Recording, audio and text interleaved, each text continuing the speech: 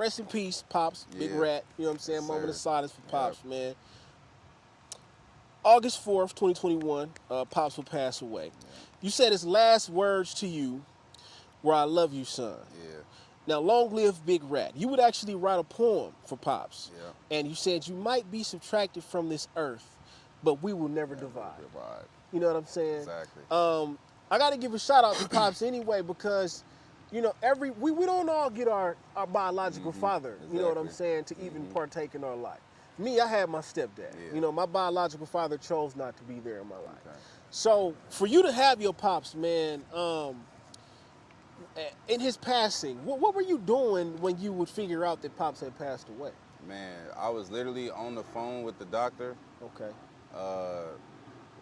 She was giving me updates, and then probably like an hour later they called back, and then that's when I get the news. Yeah. And I was in my bed. It was like I was about to go to sleep, and I was just like praying.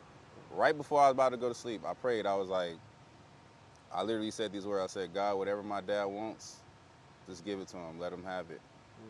So probably like 5 minutes after that, I get the phone call. So like, I don't know. It was just heartbreaking. Yeah. And even like, shout out to, she like a stepmom to me. She was with my dad for like 10 plus years. Her name is Roma Cash, like a stepmom to me. Shout out to Mom. Yeah. So she was just always looking out for him, like making sure he take his medicine and all that, and just making sure he good. And like, she was just telling me like, yeah, he just wanted to go home, like, cause my grandma, rest in peace to her, that's his mom. She passed away when I was 9, and he was like, how old was he? He was like 34 at the time.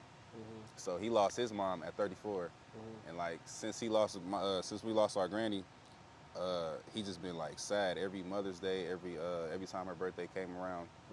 And so like, my dad survived a lot too. He survived 2 motorcycle accidents. He survived being shot. He went to prison.